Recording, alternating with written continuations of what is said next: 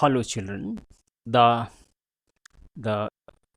story for today's discussion is The Kingdom of Fools. It's a folk tale from Karnataka, compiled and edited by A.K. Ramanujan. A folk tale is a story or a tale which is very popular in the countryside. It has come down to the children from the elderly generation. The parents tell these stories to their children, and the parents have heard these stories from their parents. So from generation to generation, the stories are told in the countryside, in the rural areas. These stories or tales are called the folk tales. So this is a folk tale from Karnataka, which was originally in Kannada, which has been translated into English. The title of this story is in the Kingdom of Fools. There is introduction to this story. It goes like this. I am reading. It is believed that fools are so dangerous that only very wise people can manage them. Who are the fools in this story? What happens to them? That we'll see during the course of the story. I have given a note over here. I am reading. This is about the topic, or it is related to the theme of the story. Fools are always unpredictable. One must be very cautious while in the company of any such fools. One wise man's company is far more profitable than the company of many fools. So one must be very much careful and cautious as long as he is as long as one is in the company of fools. And one wise man is far better than a large number of fools. Okay, so this is the topic or the subject matter of this story. Now let us begin this story. The first paragraph. In the first paragraph, you are told about the kingdom of fools. It's an old story, an old tale. Long ago, you can say, there was a kingdom of fools, and in the kingdom of fools, both the king and the minister were idiots. They were the stupid persons. The king and the minister. Only two were the fools. Not all the subject or all the people of this state. There might be a number of wise people in their kingdom, in their state. The subject must be very wise, but they couldn't protest against the king and the minister for the fear of death. For the fear of death. So, this idiot king and the idiot minister, they make a project, and according to that project, they decided to change night into day and day into night. And they ordered that everyone should be awake all night till their fields, till they plow their fields and run their businesses only after dark. That means in the night they should do their business and go to bed as soon as the sun came up. So in the morning they should go to sleep. Anyone who disobeyed would be punished with death. A death penalty was there for disobedience or violating this law. The people did as they were told for fear of death. Even the wise people were bound to follow the law of the state. So it went on like that. One day, what happens? One day, a guru and his disciple arrived in the city. They were the city states. In the Middle Ages, there used to be city states. The peripheral limits of the state were the cities only. Okay. So one day, one guru and his disciple arrive in the city, in that state. It was a beautiful city. It was broad daylight. They come during day, but there was no one about. Everyone was asleep, not a mouse stirring. All were sleeping. Even the cattle and the birds were taught to sleep during day. When the guru and his disciples saw this, they were amazed, they were surprised. They were surprised to see the rules of that kingdom.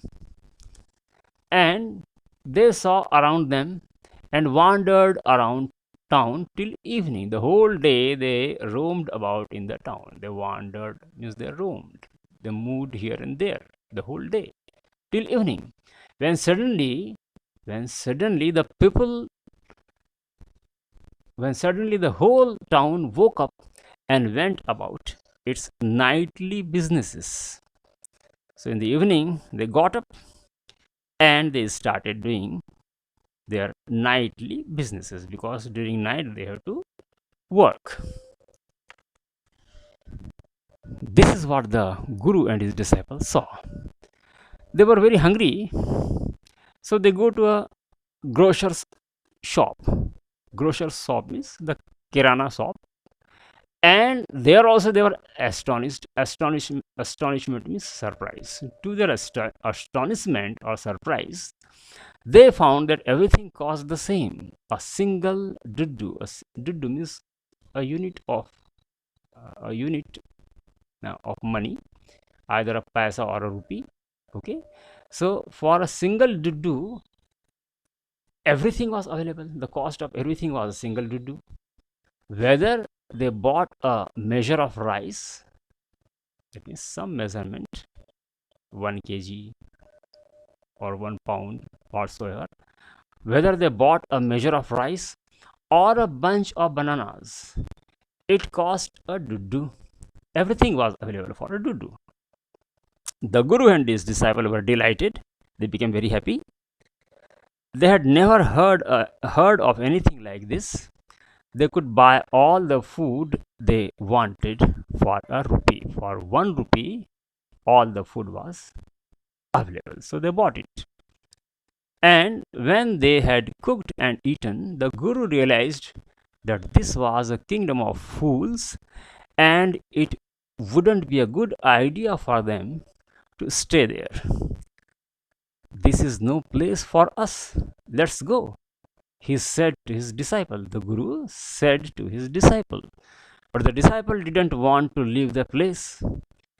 Everything was cheap here. All he wanted was good, cheap food. He was a glutton.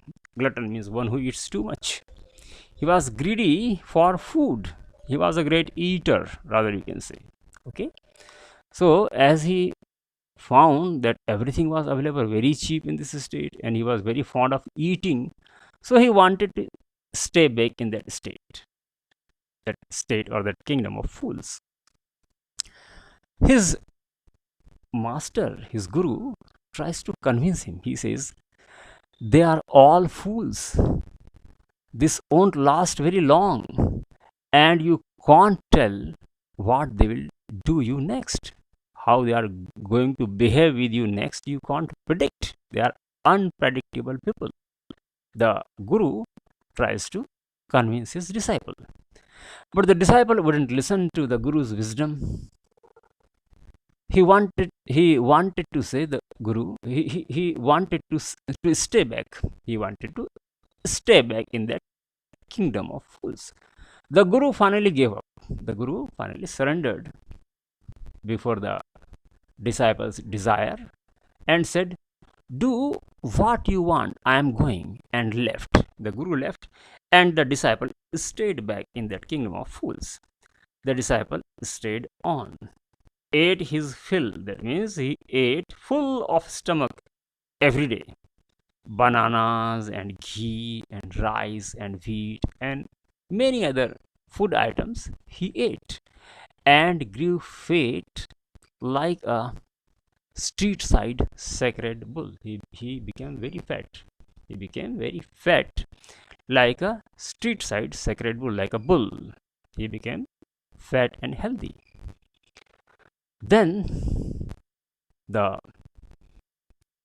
days go on, but all days were not the same. Okay, so there is a turning point in the life of that disciple who had stayed back. One incident takes place. What is that? One bright day, a thief broke into a rich merchant's house. So he breaks into the house during the daytime, because during the daytime all were asleep, isn't it? During night they used to work. So one bright day, a thief broke into a rich merchant's house. He had sneaked in, that means he had stealthily, without knowledge of the others, he had entered or broke into the house of a rich merchant. But the wall of that old house was very weak, because it was a very old and dilapidated house. Old and dilapidated, in a very old and weak condition. The house was okay. The house was in a very old and weak condition. The wall of the house collapsed on the head of that thief, that robber, and killed him on the spot. He was killed. So the robber was killed. One who had broken into the house was killed. Then his brother ran to the king and complained. He wanted justice. The brother of that robber goes to the king and asks for justice. He tells the king that my brother was pursuing means following his ancient trade. What trade he was following, he is not telling. He was robbing the people, he is not telling. He said that his brother was following his ancient trade, and the merchant's wall fell on him. He was buried under the wall and he was killed. And for that, he said, the merchant is to blame. The brother of that thief complains. Now, the merchant is the first person who is going to be summoned or called by the king, okay, on the complaint of the thief's brother. The king summoned the owner of the house. He sent his messengers, okay, and he calls the owner of the house whose wall had collapsed and killed the thief, the robber. The merchant comes to the king, and there is a conversation between the king and the merchant. The king asks, were you at home when the dead man burgled your house? He burgled means he broke into your house. Were you at home at that time? Yes, my lord, the rich merchant says. The accused pleads guilty. Your wall killed this man's brother. That means he's pleading that you are guilty. It's your offense. It's your wrong on your part, the king says. And your wall killed this man's brother. You have murdered a man, and you are responsible, you are accountable for the murder of a man, and you must be punished. We have to punish you, the king tells the rich merchant. The rich merchant argues. He says, my lord, this wall was built in my father's time. I know the man, he's an old man now. That means the bricklayer, the bricklayer or the mason who built this wall is an old man now. This wall was built long back in my father's time. And that man, the bricklayer, lives nearby. I know his address. And he must be punished. It is his fault. The rich merchant says. The messengers, then the king sent out messengers to bring in the bricklayer. On the complaint of the rich merchant, the king sends for the bricklayer. So it is the second person who is going to be summoned and going to be punished by the king for the collapse of the wall and for killing of that robber. Okay. Then the poor bricklayer appears before the king. He is brought by the servants, by the messengers. The poor bricklayer pleaded. He says, "My lord, please listen to me before you give your orders. It's true, I built this wall and it was no good. I built the weak wall. But I remember," he says, "I remember very well a dancing girl who was going up and down that street all day with her anklets jingling." Anklets are the ornaments which are worn on the ankle, and they make the ladies put them on, and they make the jingling sound when the ladies walk. So he said a dancing girl was going up and down that street the whole day, and it distracted my attention. That's why, as my attention was distracted or deviated, I could not build a strong wall. So it is not my fault, but it is the fault of the dancing girl. And for this crime, for this offense, she must be punished, not I. And the bricklayer tells the king, "I know where she lives." Okay, the king says, "You are right." The case deepens, it becomes deep and deep now, the king says, and it has become a very complicated case, the king says. Okay, and the king sends for the dancing girl.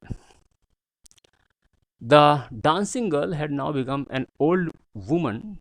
When the wall was built, she was a young girl at that time, but now she has become an old woman.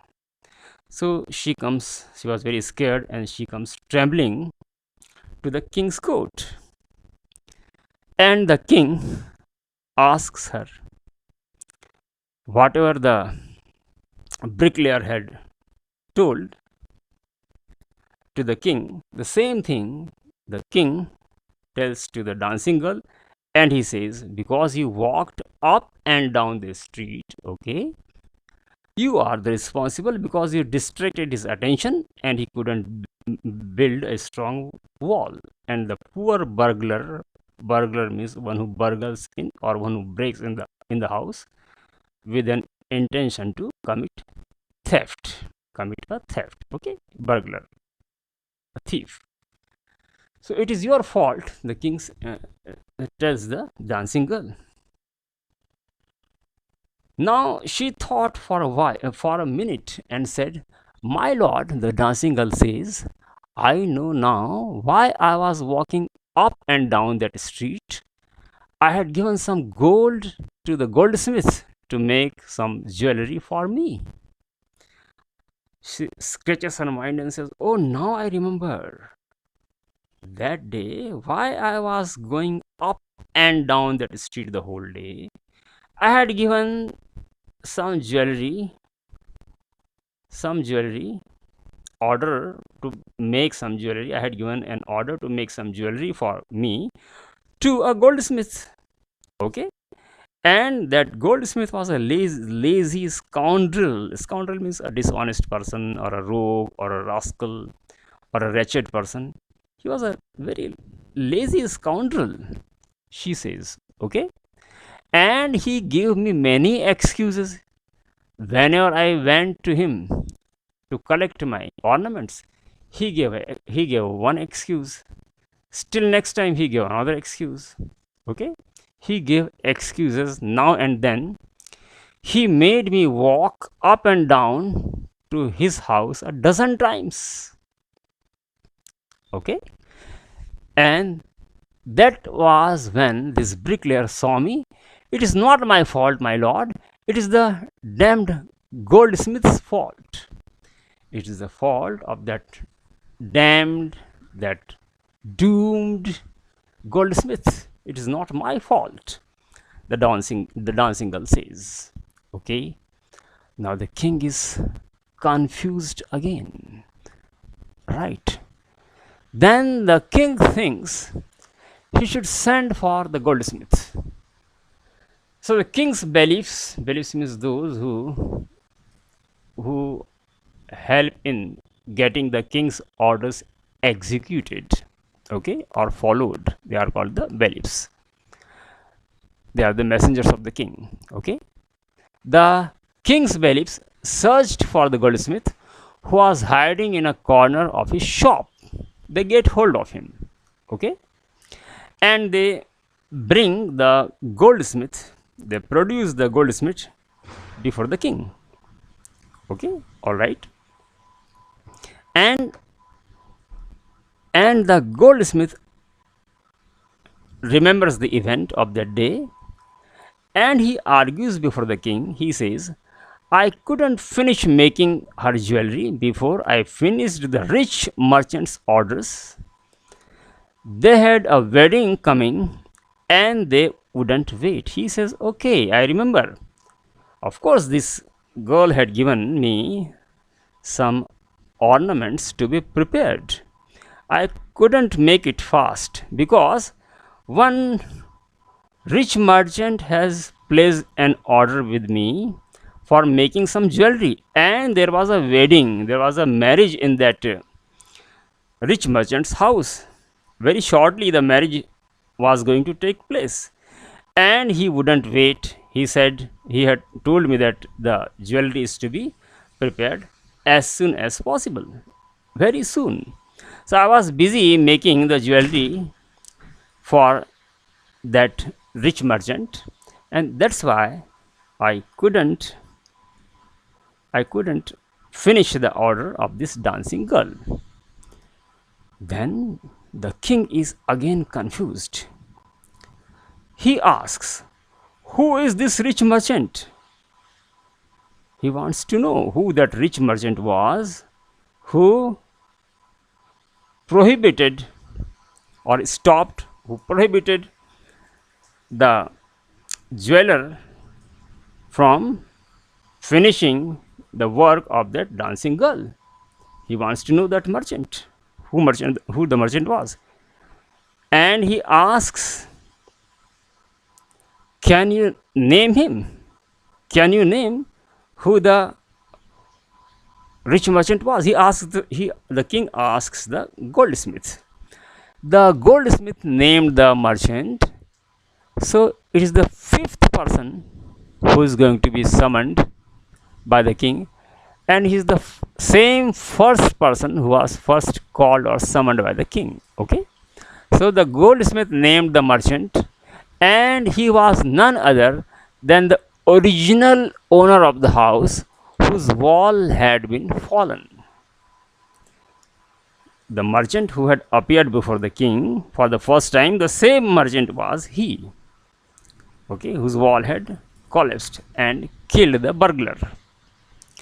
Now justice had come full circle, thought the king, back to the merchant. That means he says that first the merchant was called, in the interval many other people were called, but now finally the merchant is again called. In this way the justice has come to a full circle. The king thinks, the foolish king thinks that now the judgment can be given. Okay, it wasn't me but my father who ordered the jewelry. This is what the merchant argues. The merchant, when he was rudely summoned, rudely means most unkindly summoned back to the court, he arrived crying. He started crying and he says, it wasn't me but my father who ordered the jewelry. it all happened long back, and my father had ordered the jewelry. He says, he is dead. I am innocent. My father is dead. He is no more alive, and I am innocent. And for my father's crime, I should not be punished. He argues. Okay? But the king was a foolish king. He says, but somebody must be punished in his place, in your father's place. Even if your father is dead, he is no more now. Somebody must be punished because the crime has been committed, and for a crime, the punishment must be given. So somebody must be punished. You have inherited everything from that criminal father of yours. That means you have got in inheritance his riches, his wealth, and his sins, whatever wrong or crimes your father has done, that also has come down to you. As good as the riches or the wealth has come down to you, you have inherited his riches, his wealth, as well as his sins.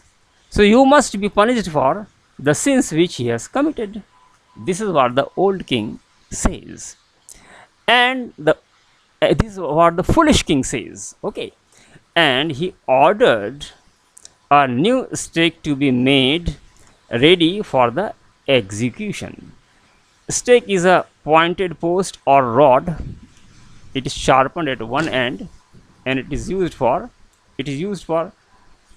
piercing and killing the criminal. So he ordered a new stake should be made for execution. And as the servants sharpened the stake and got it ready for the final impaling means piercing and killing the criminal. Okay, piercing of the criminal. It occurred to the minister that the rich merchant was somehow too thin to be properly executed on the stake. The the minister saw the stake and he became suspicious. He thinks that this stake is very thin, and that rich merchant, the stake is very fat. It is a big stake, and the rich merchant is very thin. How can he be executed on this stake? The stake is not fitting to the size of that rich merchant. So this way, in this way, the minister becomes suspicious, and he tells his suspicion, his doubt to the king. What shall we do? The king asks, what shall we do? He said, he is the king. When suddenly it struck him, one idea strikes to the king, that all they needed to do was to find a man fat enough to fit the stake. He said that somebody is to be executed, so we should find a man who is appropriate for the size of the stake, and he should be executed, and in this way the justice would be done. This is what the foolish king thought. So the servants went in search of a man who could be fitted to that stake. The servants were sent again, and they started looking out for the man who was suitable to be executed on that stake. And they saw the disciple. Their eyes fell on the disciple who had fattened himself. Who had fattened means he had made himself very fat. He had made himself very fat by eating so much. The disciple who had fattened himself for months on bananas and rice and wheat and ghee and so many other foodstuffs. So by eating so much of foodstuff, he had become very fat, and he was the fittest person to be executed at that stake.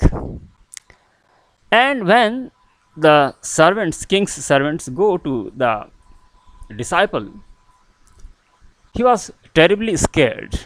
What have I done? What have I done wrong? That means, what wrong have I done? I am innocent. I am a sannyasi. The disciple says, okay.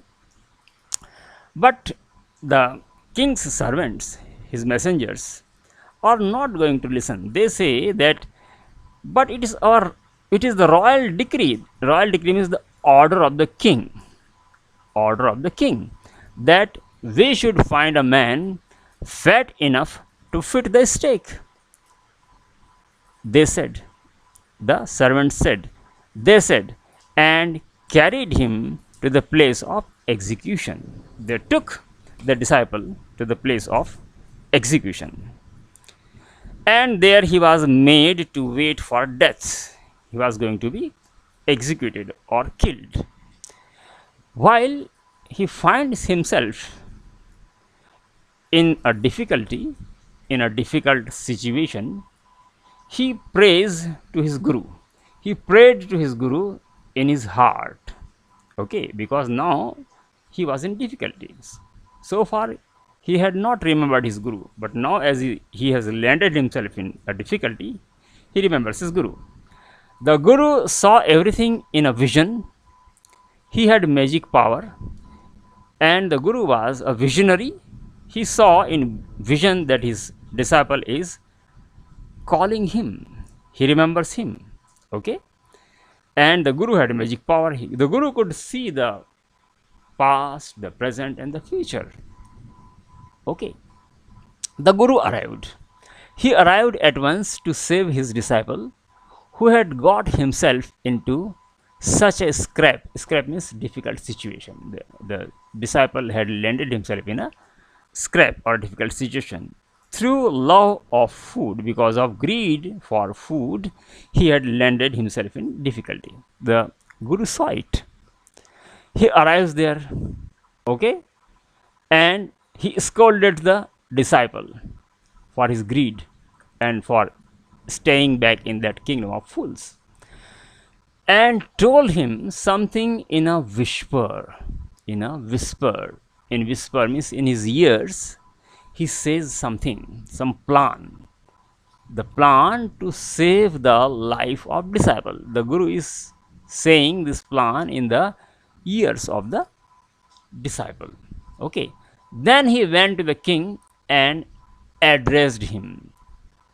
According to the plan, the king then goes to the guru then goes to the king, and he says, "O wisest of kings, who is greater, the guru or the disciple?" The king says, "Of course, the guru, no doubt about it. Why do you ask?" The king says, "Okay, then put me to the stake first.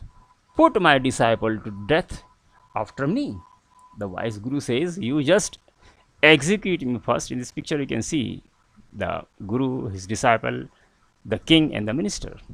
So the guru is arguing. He says, he's asking the king to execute him first. And the disciple who heard these words and who comes to know that the king is going to execute the guru, and the plan was told to the disciple already, so he shouts, he says, "Me first." That means execute me first. You brought me here first. Put me to death first, not him. Don't execute my guru first. You execute me first, he says.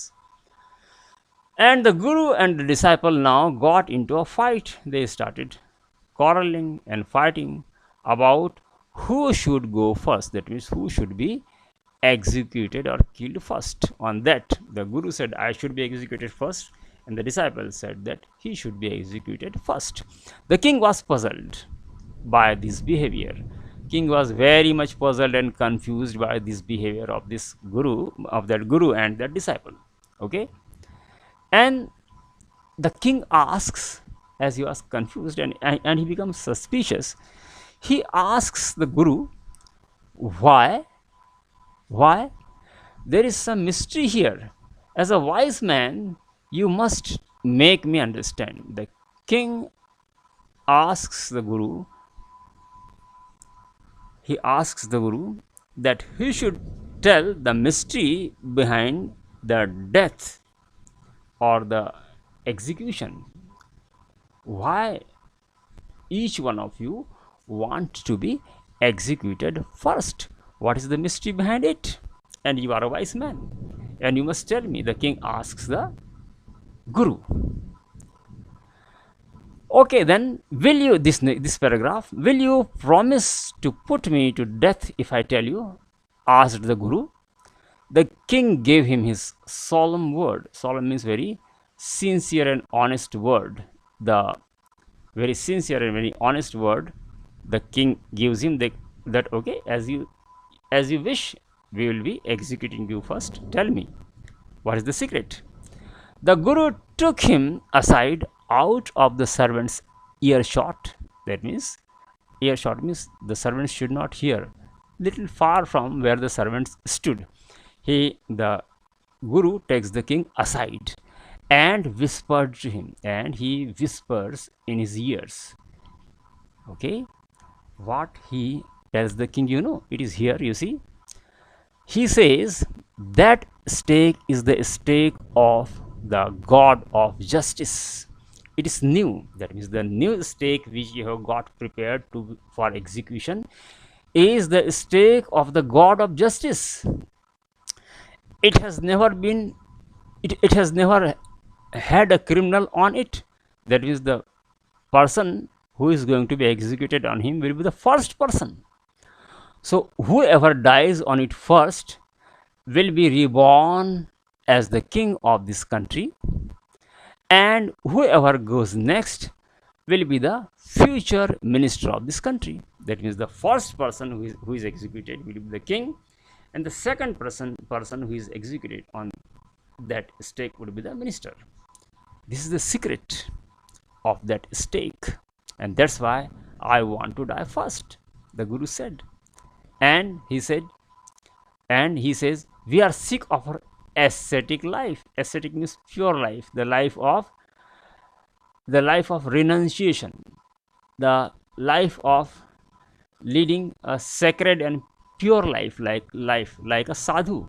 Okay, renouncing all worldly pleasures, giving up all worldly pleasures. That is the life of an ascetic. So the guru says, I am fed up. We both are fed up of the life of ascetic, and now we want to enjoy the luxuries of king and his palace. Okay, and that's why I want to become the king and execute my disciple next, and he will be born as the minister. Okay, when this was all the plan hatched by the wise guru, and this was all made to confuse the king. And when the king heard it, he was convinced, because he believed that the guru is a man of wisdom, and such people never tell lies. So he believed in the words of the guru. The king was now thrown into deep thought. He is lost in deep thought. What should be done? And he was unable to decide all of a sudden what should be done. So he ordered the execution postponed to the next day and talked in secret with his minister. He ordered that execution should be done the next day, and he wanted some time to think and decide what should be done. So the execution was postponed for one more day, and he talks to his confidant minister, who was equally fool. And during their talk, he says that, why should our kingdom go in the hands of somebody else? Why that guru and his disciples should become the king and the minister? Okay, we should be reborn again as the king and the minister of this state. Why should we give a chance to that guru and his disciple? The king discusses this matter with his minister, and the minister agrees. He says, yes, we shouldn't give our kingdom to anybody else. We should be reborn again as the king and the minister. The minister agrees to the plan of the king. So the king, as they have decided, as the minister and the foolish king have decided, what the king does, he orders the executioners. So he told the executioners, we will send the criminals tonight. We will send the criminals to you this night, that night. Tonight means that night. Okay. The first man should be executed first, and the second man should be executed next. And those are my orders. Don't make any mistake. You execute the first man who comes to you first, and the second man who comes to you next. Okay. So the king has decided that he should go first, he should be killed first, so he will be reborn as a king, and his minister should go next, so he will be reborn as the minister. So that night the king and his minister went secretly to the prison. In the prison, the guru and his disciple were locked behind the bars. They were in the prison. Released the guru and the disciple, they set them free. They released means the king and the minister set free the guru and the disciple, disguised themselves. Disguised means they changed their appearance. The king took the appearance of the guru, okay, and the minister adopted or took the appearance of the disciple, disguised themselves as the two, as guru and his disciple. Okay, and they were taken to the stake and promptly executed as per their orders. The executioners means in Hindi we call them jallad, one who execute. Okay, and the king and the king and his minister were very promptly, very fast, they were executed. So now the state became a state without king and the minister. Next morning, what happens, you see, when the bodies were taken down to be thrown to the crows and vultures, the people panicked. They were shocked, and they were shocked and saddened. They became very sorrowful and shocked. Who? The people. When the bodies were taken out to be thrown to the crows and the vultures, and they saw before them the dead bodies of the king and the minister. That's why the people were panicked. The city was in confusion. How the king and the minister are killed and not the criminal?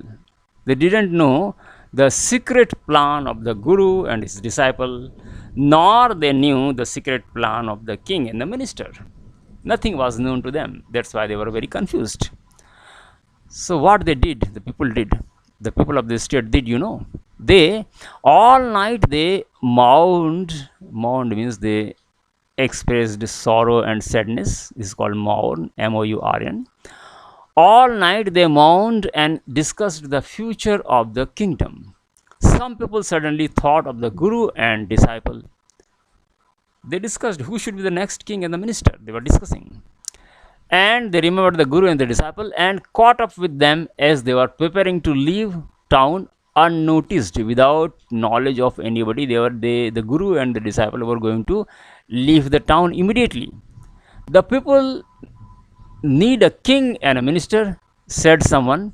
Others agreed. They begged the guru and the disciple to be their king and their minister. The people went to the guru and disciple and appealed them, asked them to become their king and the minister.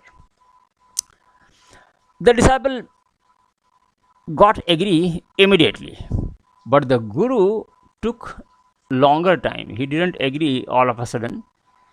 It took a longer time to persuade, means to convince, to make him agree, isn't it? To persuade or to convince the guru, it took longer.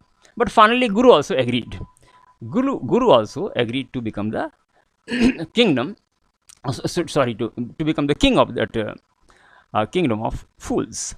They finally agreed to rule the kingdom of the foolish king and the silly minister.